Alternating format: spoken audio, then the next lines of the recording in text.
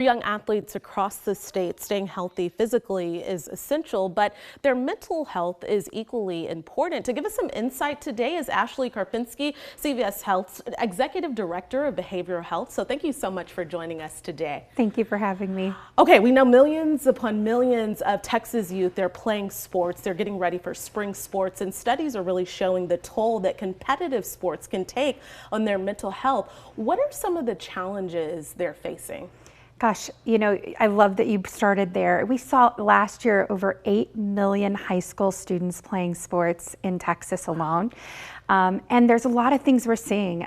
You think about competitive sports, we play year-round sports in Texas. There's no days off, right? And we start at a really young age. And so we see a lot of things, burnout.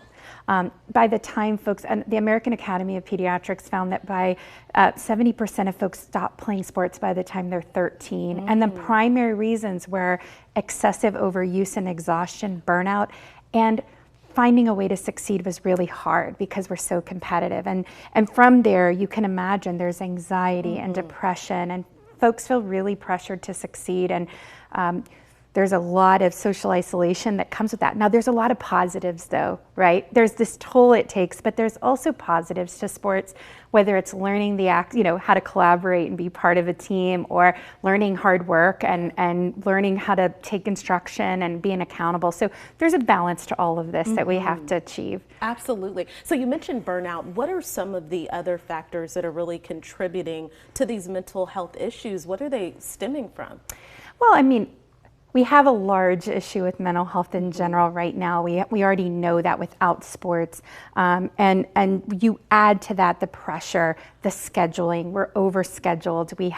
We go from practice to private lessons and then to homework. And folks, kids aren't finding time to be kids, right? And if you pack that in with the high pressure, right, to compete at a really high level, and you're starting to see that folks start to crumble. And I like to talk about mental health as a continuum, right? We all have stress, but when it starts to become distress and starts to impact our day-to-day functioning as a kid or as an adult, that's when we start to see these other things and behaviors, and parents and coaches start to notice folks crumbling under some of the overuse, that over stimulation from sports. And I'm glad that you segued into that, because of course we have parents watching.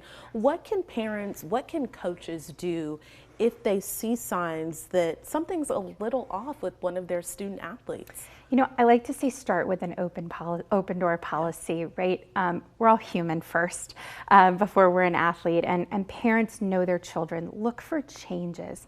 So if your kid's normally really social and now they're coming home and going straight upstairs, or they're irritable about practice when normally they really loved going, or they're eating and their sleeping patterns are changing, things that you notice, right? Their school grades start to go down, or any changes in those areas. That's what we look for. And the key is to have the conversation, not ignore the behavior or explain it away, and really start to talk. We know that this generation is more likely to talk about mental health if we engage them than any generation before. But it's really having the conversation, right? And knowing then if you need help, that there's help, right? There are mental health professionals that can help, whether it's counseling or school counselors, mental health professionals, physical, your primary care docs. There's lots of places where we can create an ecosystem to care for our children. And is there any point in time when a parent should seek out the professional services? Because sometimes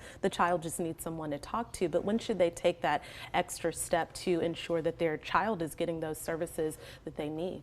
I think that's where your instincts and conversations really come in.